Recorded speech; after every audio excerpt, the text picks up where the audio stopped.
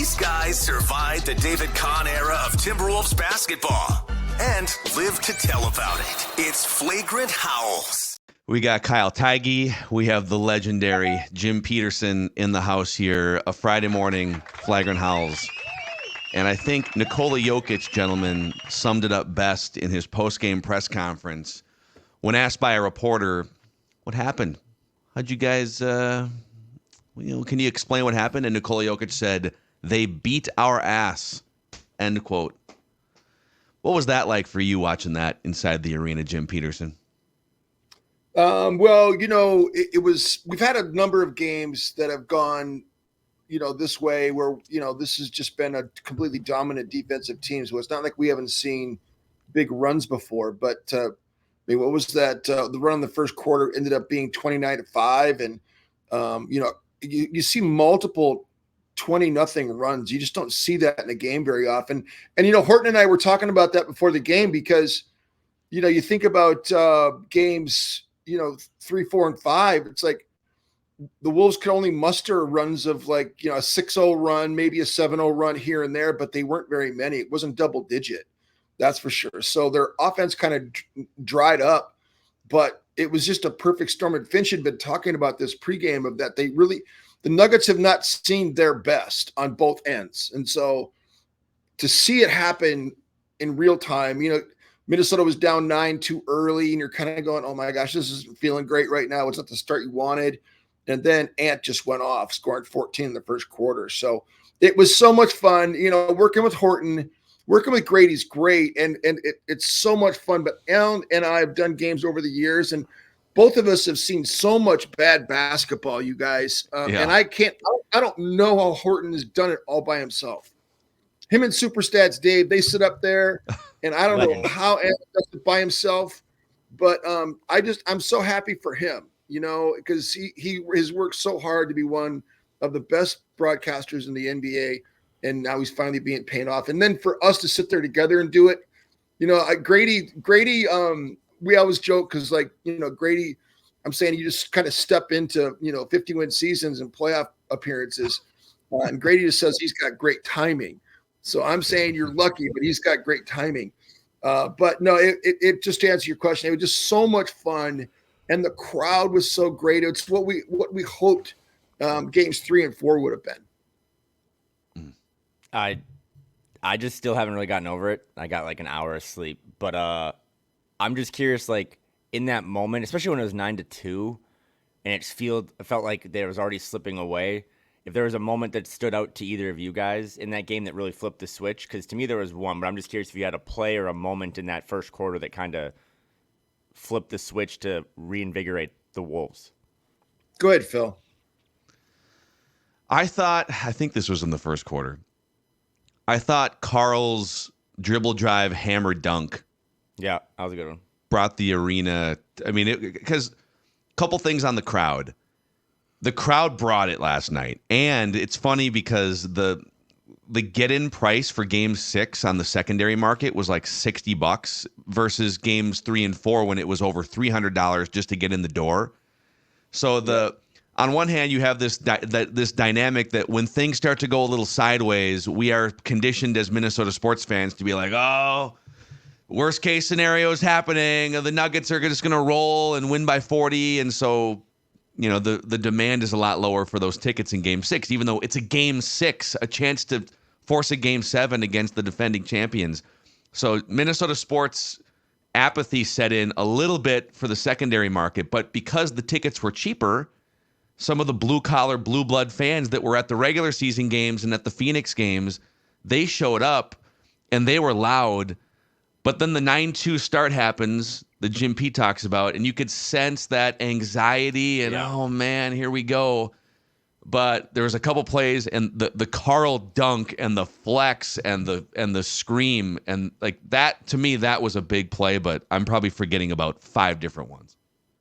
Well, for me, it was coming out of that timeout after it was 9-2, Karl got a great stop on Jokic. He got just really defended him tough and made Jokic miss, and that kind of got the crowd back into the game, and Minnesota kind of started their run from there. But I just really think that Jaden is such a barometer for this team that when Jaden plays well and the bench as well, the bench is, benches for both teams have been kind of the barometer for this series too, because like whichever team's bench played the best kind of won the game.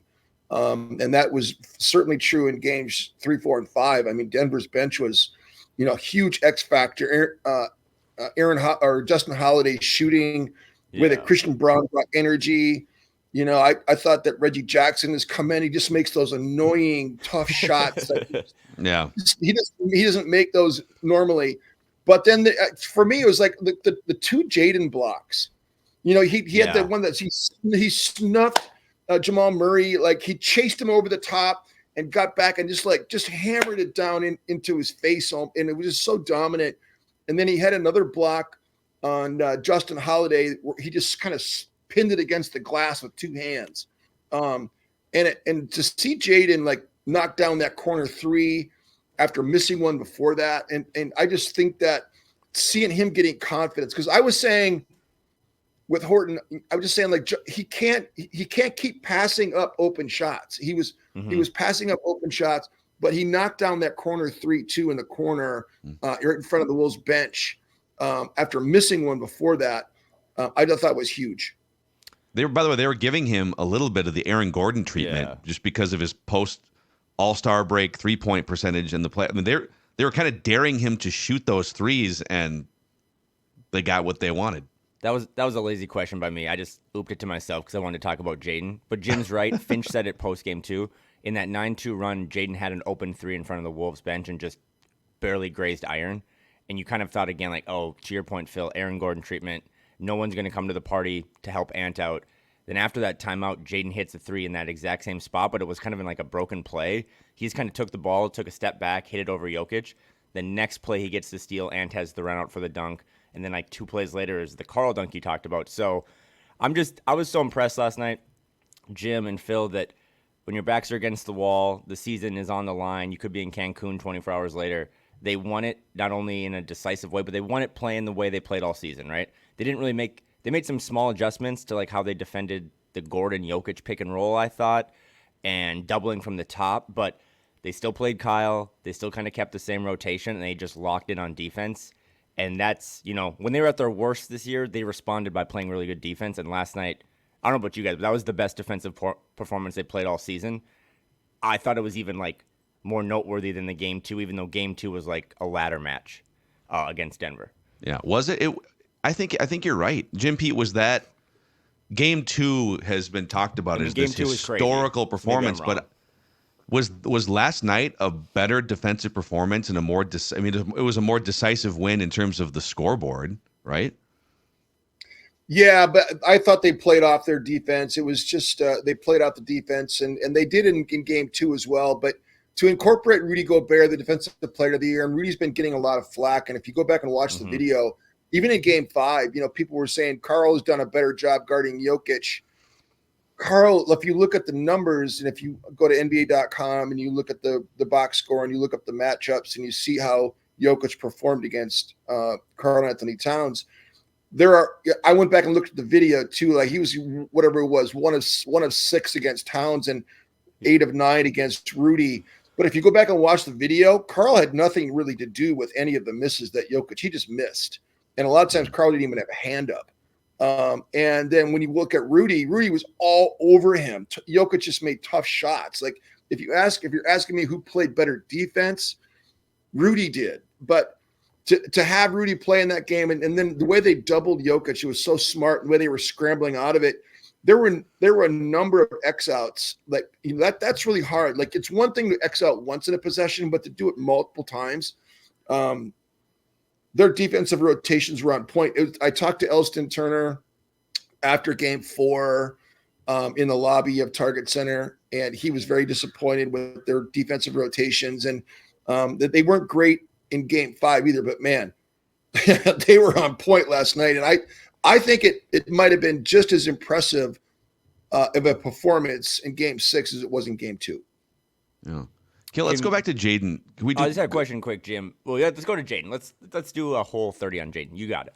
Well, because here's my Jaden question to you guys. It feels like he is the cheat code to this team winning a championship. Where if you're getting the version of Jaden that we saw last night, or like the peak version of Jaden, it's kind of like the difference. If I could compare to the San Antonio Spurs teams, those championship teams from, 10, 15, 20 years ago. On a lot of nights, he's the Bruce Bowen. He's gonna lock someone down. He's gonna be the best perimeter defender. Hey, go score 7 or 8 points, but defense is gonna be your main focus here. But then on other nights, he's like Diet Kawhi Leonard, where he's giving you the defense and the 3 layers of scoring. From he can shoot threes, he can get to the rack. He also has a mid-range game, and he'll give you the defense and like 21 points and some rebounds. If he's giving you the Diet Kawhi Leonard version of Jaden McDaniels, this is the best team in the NBA, I think. Is that a hot take? I mean, I don't think it's a hot take, because the question was coming into this, like, who else is going to step up to the party? I want to talk about Mike here in a sec, but, I mean, Karl only had 10 points last night. I thought Karl's impact last night was clearly on the defensive end. It was his best Jim was right. Rudy was Jokic was 1 for 6 against Karl in Game 5, but I mean, he kind of cooked everyone. But last night he just made him catch outside the paint a little more, slid under those 4 or 5 screens, so that he didn't give them up to Rudy. But if Jaden is like a 3rd or 4th banana, I mean, he's always been the 5th guy to kind of get his in that starting lineup. But if he can do that, Phil, I mean, you're probably not going to get 21 from him again. I think he's only had that like twice in his playoff career, but even if he can just be active, like I thought a big play for him was that tip back at halftime buzzer, because it just kind of stemmed what was a pretty impressive Denver comeback. And if it's 15 at half, you're like, oh, but I think he got it back to 17 or 19. And that little play was smart, because it wasn't like a grab the rebound, come down. He knew the time and the situation. So if they can even get 60 or 70% of that Jaden last night, I'm with you that they become that just increases their odds of winning Game 7 and probably, making another run at this thing. He had 20, Jaden had that 25-point game against Phoenix in Game 2. And yeah, that's true. Yeah. It was such a breath of fresh air, because, when you see Ant doing what he's doing, and, Towns can get to whatever he wants to, they really have to double him in the post. And Karl really made great decisions. I thought that was great leadership and great video of Anthony Edwards in the locker room after the game, talking to Karl directly and saying, look, you made every great decision. We said it before the game. You made every great decision. That just shows great leadership. And this is why this team is different.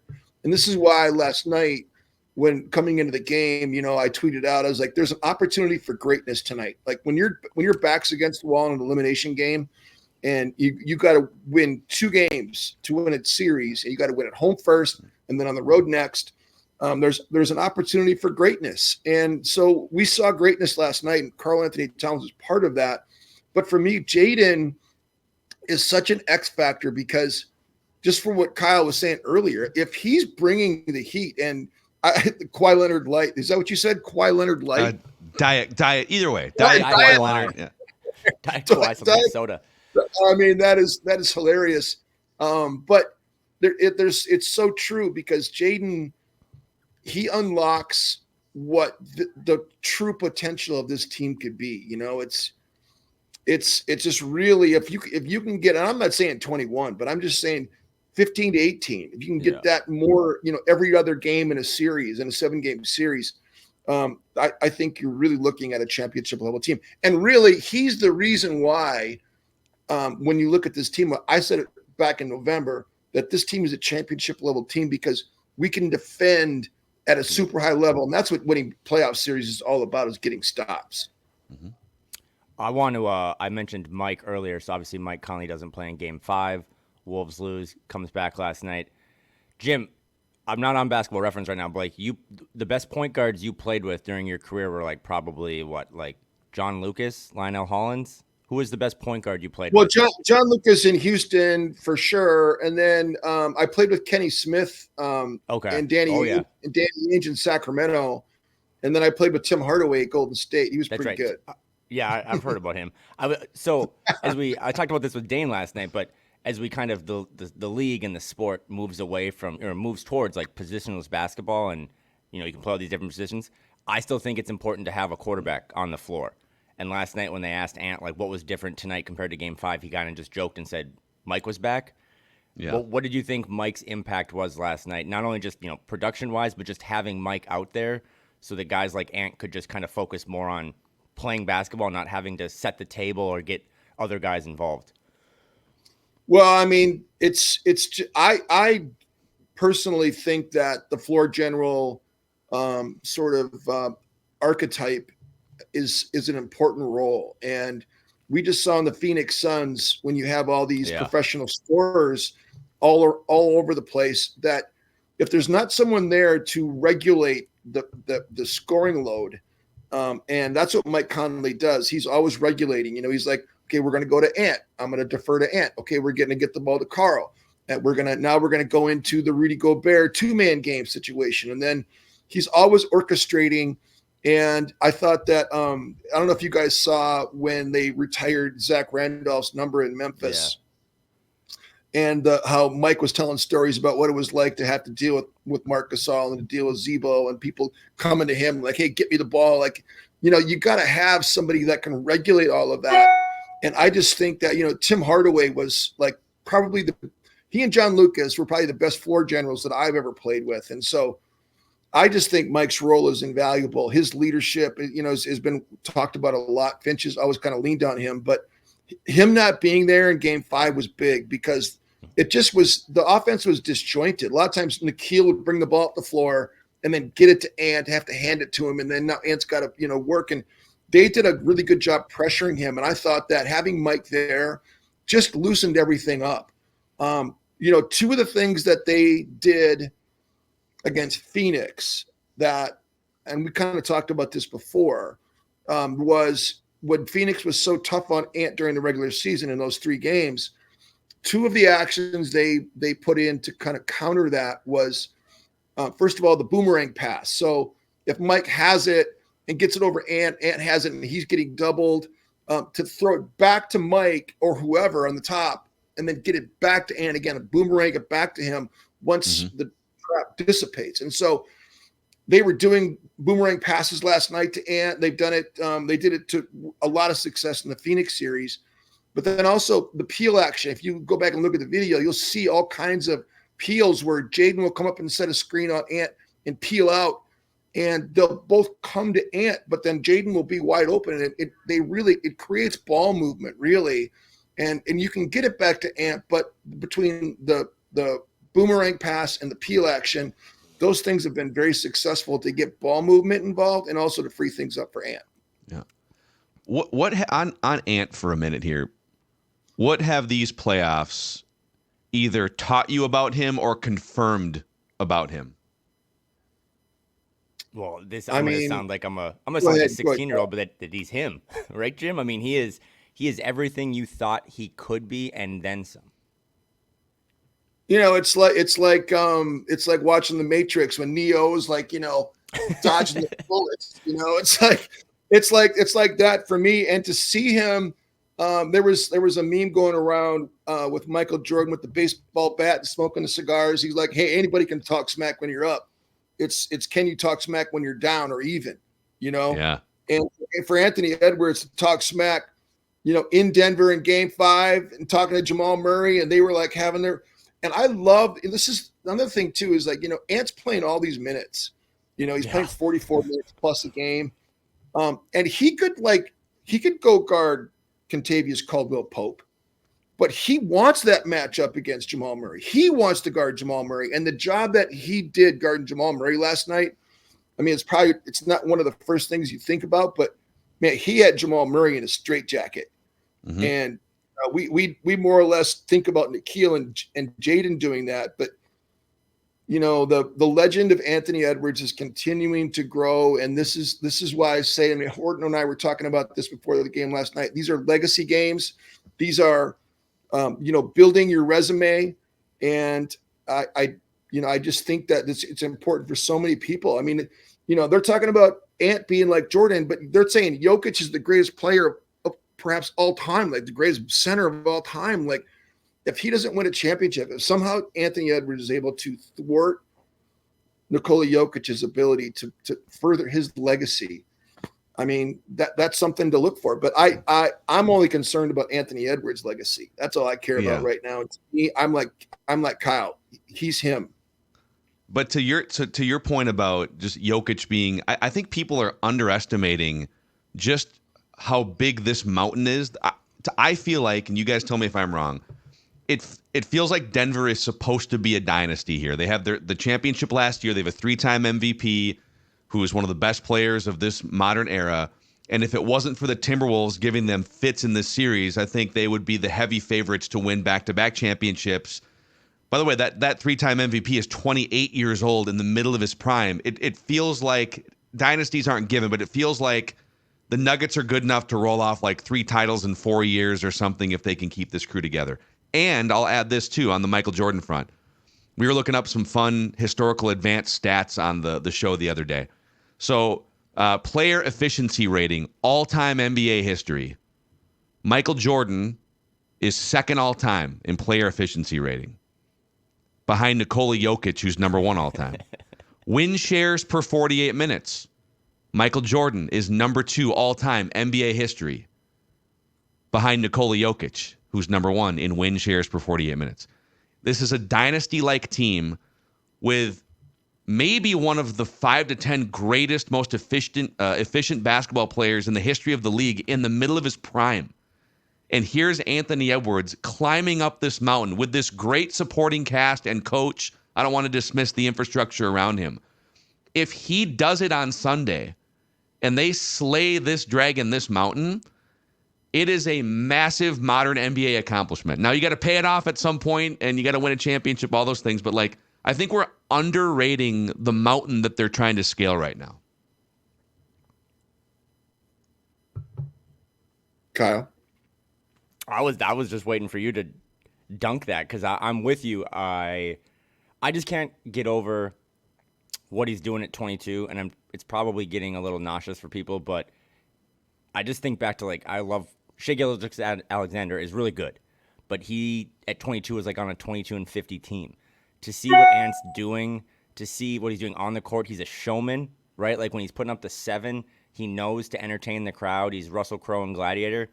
But then behind the scenes in the locker room, what Jim said, he's telling Karl to all his teammates, when you play like that, we're unstoppable. We're the best team in the league. And then post-game when he's doing the interview with ESPN, Jaden is crediting him that guy gives me all the confidence in the world. So I'm like the LeBron meme of I can't believe this is my life.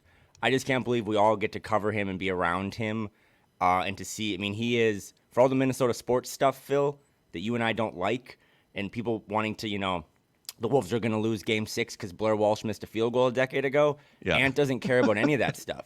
He just wants to set a new path. He doesn't want to be Michael Jordan. He wants to be the first Ant. I think that energy and that kind of vibe has leaked into this organization to be we don't really care about Joe Smith, Stephen Curry, all that stuff. This is a different team, and it's led by someone who is well beyond his years in maturity.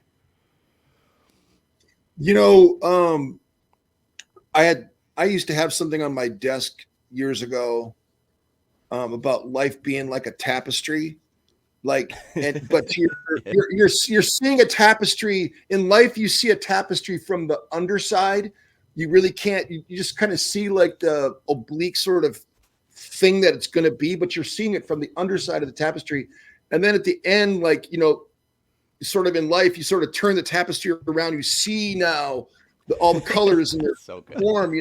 And basketball is a lot like that. You think about Michael Jordan's legacy. 7 years it took him to win his first championship. And you think about that first championship of him winning in Los Angeles and him hugging that trophy with his dad and what that image was like for us. And then, after beating the Portland Trail Blazers and, he's I'm hitting threes all over the place. I don't even know what's going on here.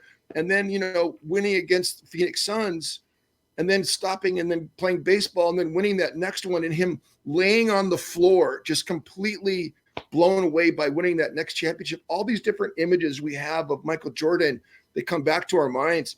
And I'm thinking about all the things that Ant is doing. And what you're saying, Phil, Phil and Kyle, is just how he's got this great personality and he's got these memorable moments that we're going to never forget. And so when it happens, it's going to happen. But when it happens, those images of Anthony Edwards and his teammates are going to be in our brains. But it's going to take a while for that tapestry to be finished before he's done with his career. But I just think that he's got the what it takes to be that kind of player. Multiple championships, the leadership abilities, the charisma, the work ethic.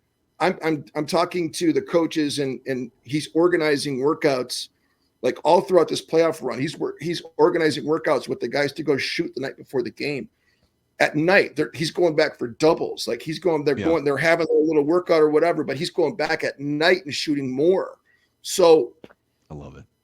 I just love this kid, man. Like I just love him, and our fans are so lucky to have him. And I just cannot wait to see what happens in Game 7. You also notice how he shows up to the arena. Like you see like Shai Gilgeous-Alexander wearing like his gold leather suit, and it's NBA culture, right? You come in with whatever, and these dudes are showing up in their Wolves sweatpants every game. They're just showing up.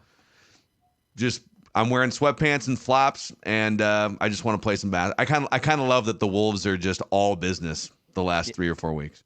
If the Wolves do eventually somehow win a title this season, that tapestry analogy is so going in the end of season DVD. Yeah. That was, as a man of analogies, that made me so happy. But I know we got to keep this short, and we got to close, and we all got places to be. But you talked about legacy. There's no better person to have on this pod to ask this question than the guy in the middle.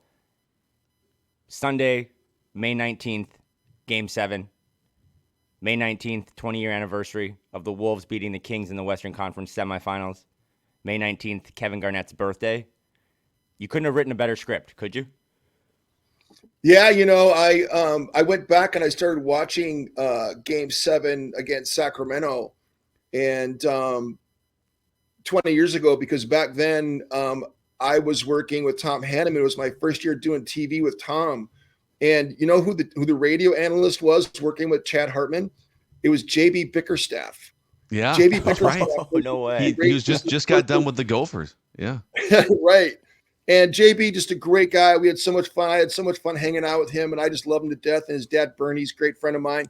But so I wasn't working Game 7. I was sitting on the sidelines. I was sitting in press row, and I had to watch as a spectator. And I'm so grateful for Alan Horton and the Timberwolves organization for allowing me to sit next to him and be a part of it and call these games. But, it was one of the great Kevin Garnett games. I mean, Ticket had 30 and 20 rebounds and 5 blocks and 4 steals. And it was just one of the great Kevin Garnett games. And I'll never forget it. And then also, it's also, Kevin Garnett's birthday too on the 19th. So I tweeted that out after the game. That's when I was watching it. And they were talking about it being Kevin Garnett's birthday. I had forgotten that. I looked it up on Basketball Reference. So, so, it's not just Game 7 for Minnesota. It's the 20th anniversary of Game 7 against Sacramento on the 19th. And it's also Kevin Garnett's 48th birthday. So the sun, moon, and stars, man, coming into alignment. Chills. Boys, we got to play at least a clip. So Game 7, man. That's it. It's all the marbles. I'm sitting in the house. I'm loading up the pump. I'm loading up the Uzi. I got a couple of M16s, a couple 9s. I got a couple joints with some silencers on them. I'm just loading up clips, a couple grenades. Got a missile launcher with a couple, You got in trouble for saying that even 20 years ago, but It's crazy that's though, the mentality, man. to think that Jim has all these memories of that, and it happened 20 years ago. But that's why Game 7s are the best 2 words in sports, other than Nas Reed, is because all it takes on Sunday is one player having a performance like the Kevin Garnett one that Jim referenced, and you'll remember it for the rest of your life. So all the basketball adjustments and analysis in my mind are out the window. It's just who shows up for 48 minutes on Sunday afternoon and can play the best. But there's some legacy on the line, man. I've never been more excited for a basketball game. So Jim, you'll be there. Phil, you and I will be watching it and freaking out in our living rooms. So gonna be a good weekend. It's either going to be a gateway for the Anthony Edwards era and the Timberwolves era, or it's going to be the devastating defeat that you need to get to the Anthony Edwards and Timberwolves era at some point in the near future. We'll see. Jim, any final thoughts from you here before we wrap this episode?